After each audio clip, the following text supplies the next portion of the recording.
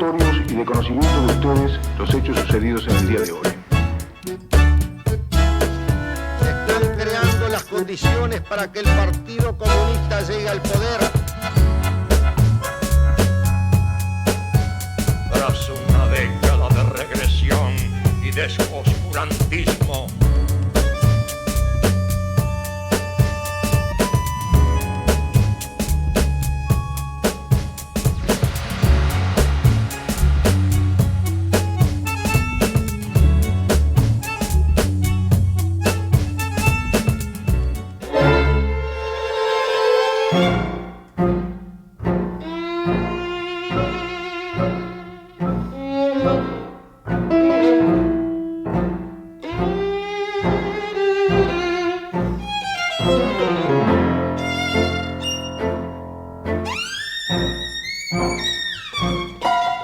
Los tanques y blindados del ejército en las calles y los barcos de la Armada, fuera del puerto y con sus cañones apuntando hacia Montevideo, mostraban en febrero del 73 que ocurrían hechos extraordinarios.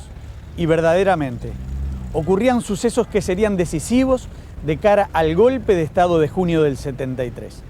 Son muchos incluso los que piensan que el verdadero golpe fue en febrero, cuando el ejército, empujado por su triunfo ante la guerrilla, avanzaba de manera incontenible.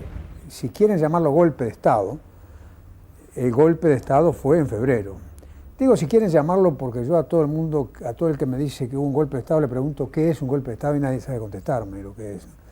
Bueno, bien, en febrero el poder, quedó demostrado que el poder no lo tenían más los partidos políticos, lo tenían las Fuerzas Armadas. Porque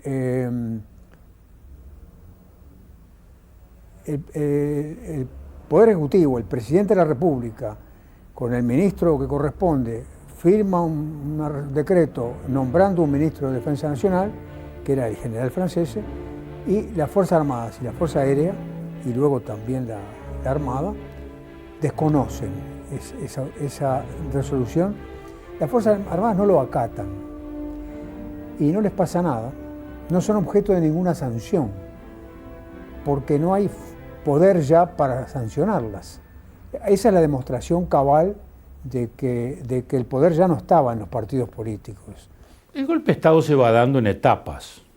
Podríamos decir que en el mes de febrero hay una irrupción militar que condiciona al presidente. Si lo tomamos en esos términos de poder fáctico, yo diría que sí, que ese es el momento en el cual las Fuerzas Armadas irrumpen políticamente, se ponen en posición de fuerza y hacen una manifestación política.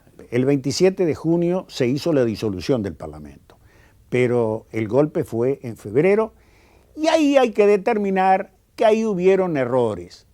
Ahí hubieron errores de carácter político, porque ahí fue el momento en que, visualizado la posibilidad del golpe, los actores políticos o no pudieron o no alcanzaron a razonar adecuadamente.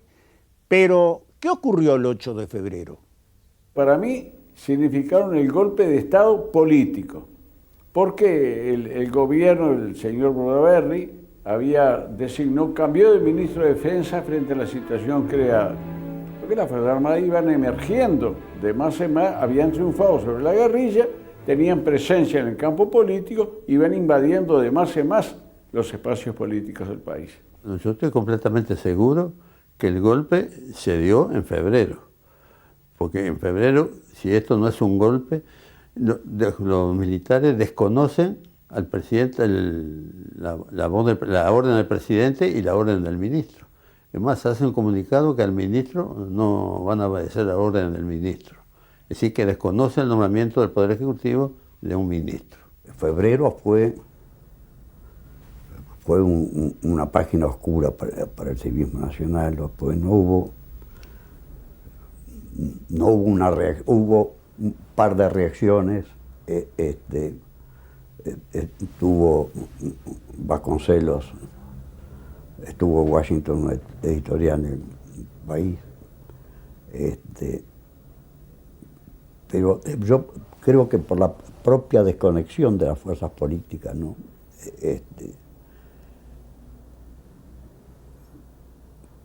Y por el hecho capital de la falta de que tenía que ser acompañado todo eso con una figura en la presidencia de otro prestigio, ¿no? de otra raíz popular.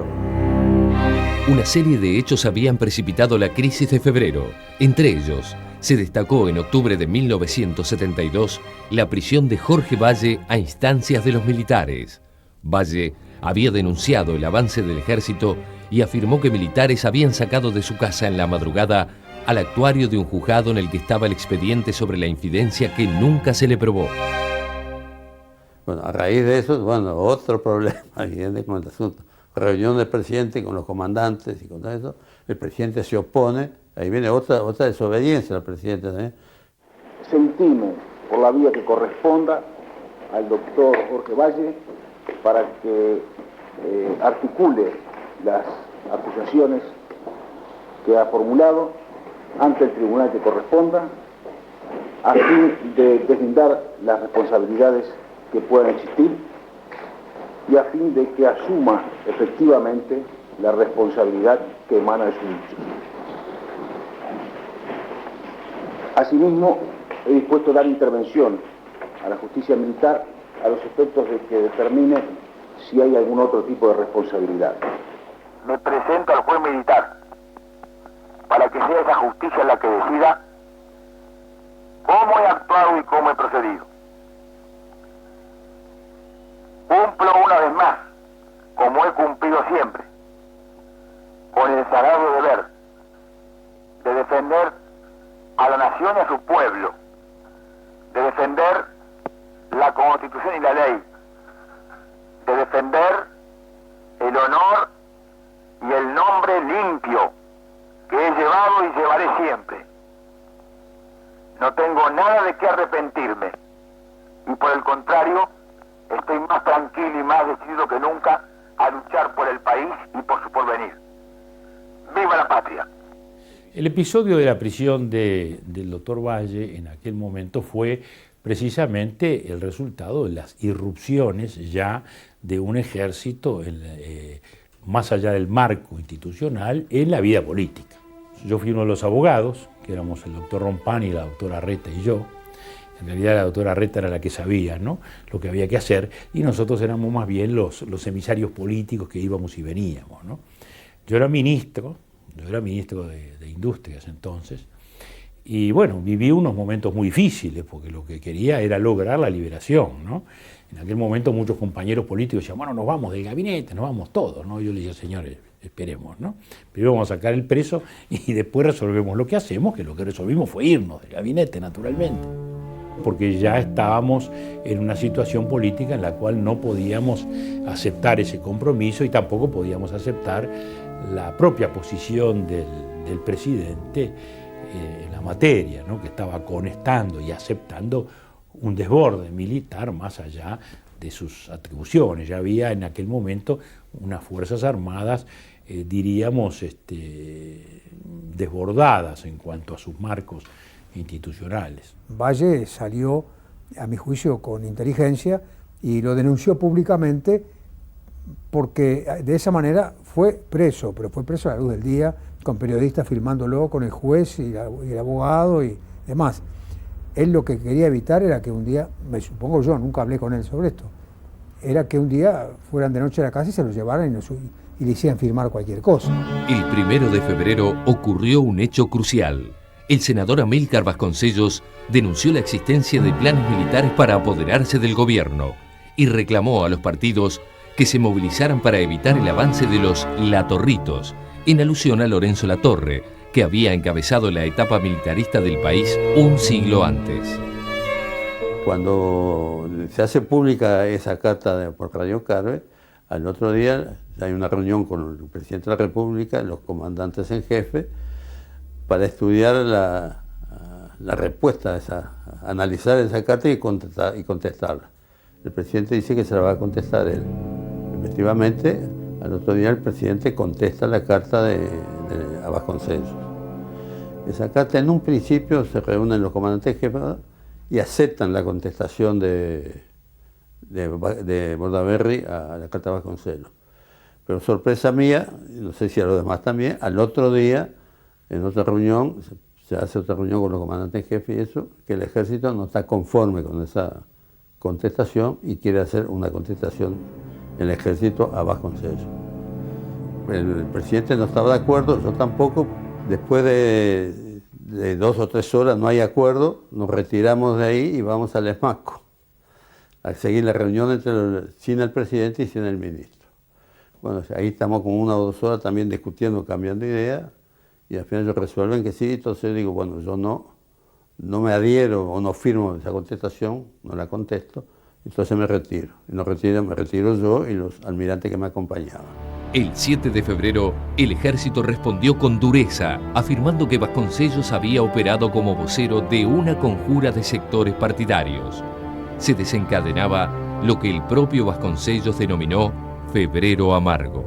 A raíz de eso, renuncia Mallet, el ministro de Defensa Mallet, nombran a Francese, y en una reunión con Francese, ellos dicen que Francese le dice que no está de acuerdo, igual que se la van a contestar la carta a Vasconcelos. Porque yo conocía la línea democrática del general Martínez, Colorado, primo hermano de mi padre. Cuando lo nombran a Francese, él lo fue a ver enseguida porque le debía el generalato al general Francese. Recuerdo que Francese lo recibió, lo quería mucho, y le dijo, esto Martínez yo lo arreglo en unas horas. Y Martínez le dijo, mire mi general, que usted este ejército no lo conoce, usted esta gente no la conoce, va a tener dificultades. No, Martínez, no.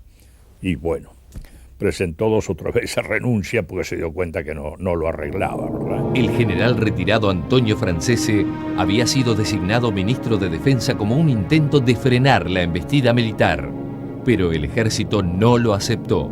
La rebelión estaba consumada y el 8, los insurrectos comenzaron a emitir una serie de comunicados, entre los que se destacaron el 4 y el 7, con postulados de gobierno a los que adhiere parte de la izquierda.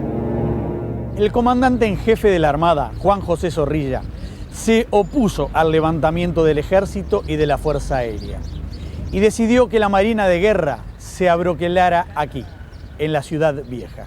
Esa decisión la tomó, creo que es en la madrugada o terminándola el jueves para el viernes, después que Bordaberry hace un discurso al pueblo uruguayo, que va muy poca gente, y recibo noticias de que hay movimiento de tropas y de tanques en la calle.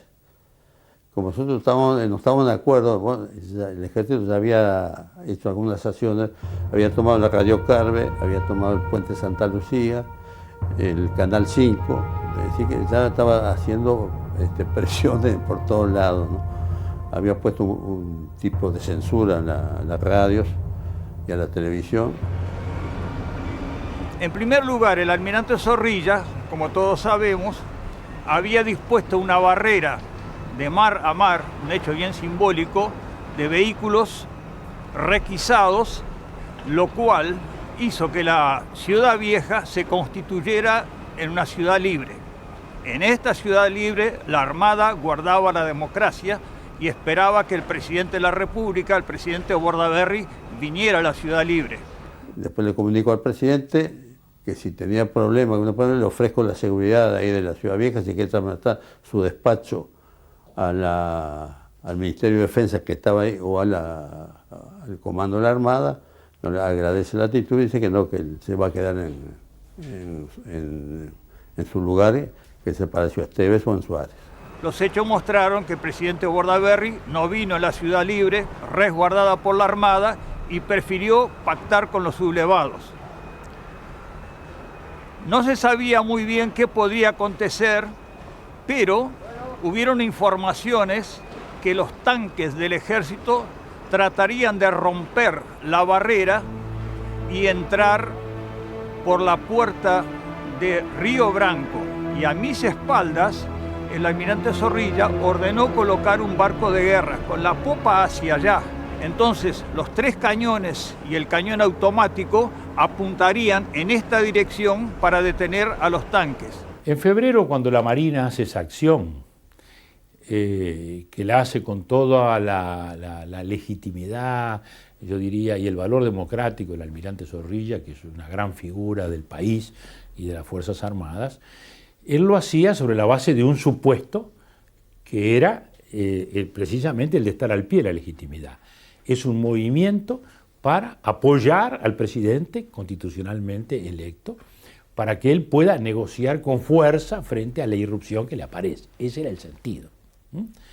Y en ese sentido lo apoyamos, por lo menos muchos, y lo apoyamos con fervor, pero desgraciadamente el tema está en que el beneficiario, digamos así, de esa protección, que era el presidente, no la usó, porque en definitiva pasó al otro campo, es decir, pasó al campo de lo que era ya el movimiento que iba hacia la situación de facto. ¿Qué apoyo tuvo de parte de los políticos en ese momento? De parte de políticos ninguno, desde que hice el cerco en la Ciudad Vieja, que fue con 2 intenciones. Una, como una defensa propia de la Armada, y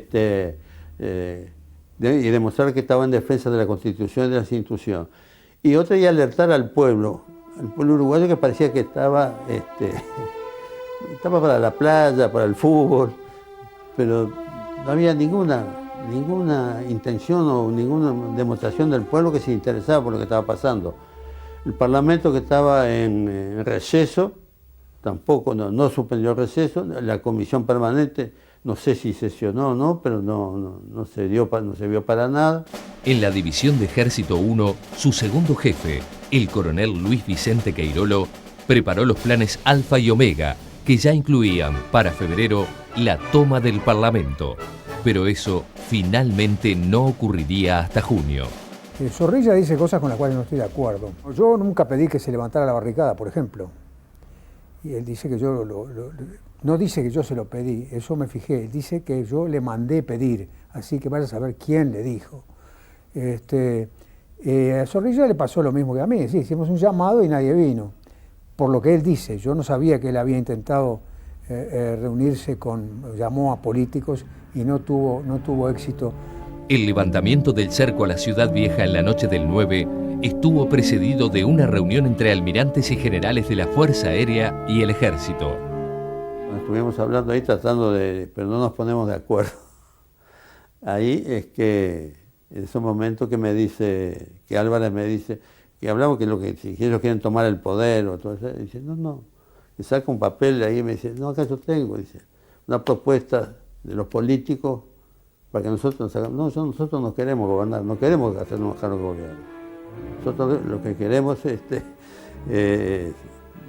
apoyar al Poder Ejecutivo y a combatir la subversión y todo eso. Nos ponemos de acuerdo en ese sentido, que para evitar más problemas como el que casi había pasado, cada uno en su jurisdicción. Cada uno vaya a su jurisdicción, es decir, la Marina se queda en la Ciudad Vieja, el Ejército de la Plaza de Independencia para el resto de Montevideo y la Fuerza Aérea en su zona también.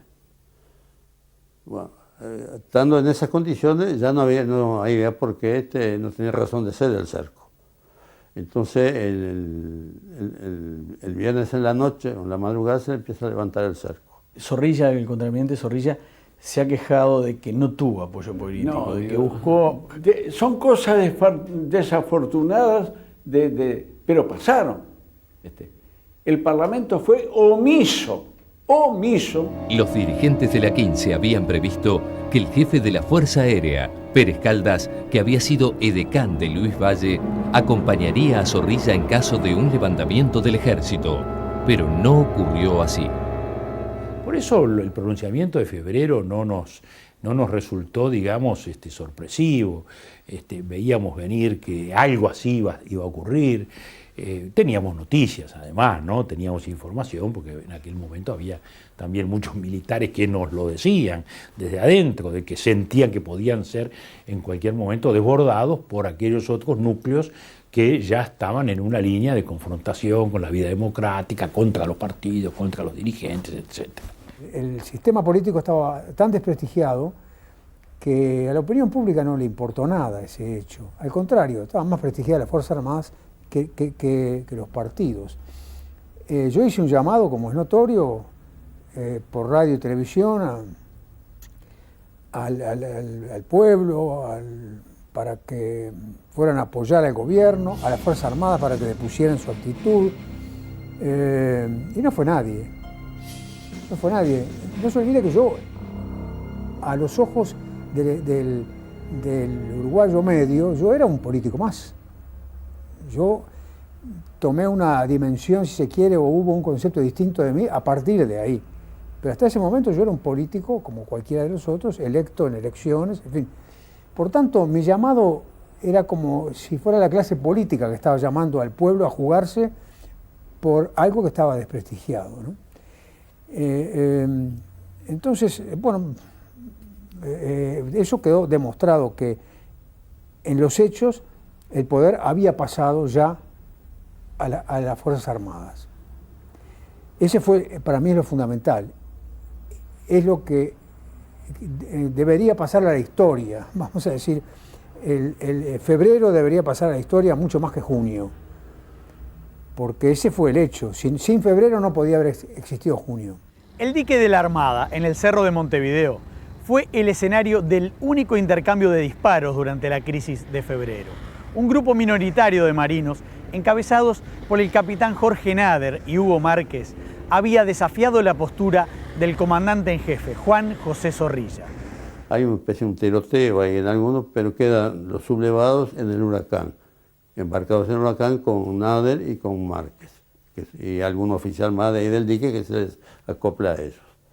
Entonces ya queda todo el dique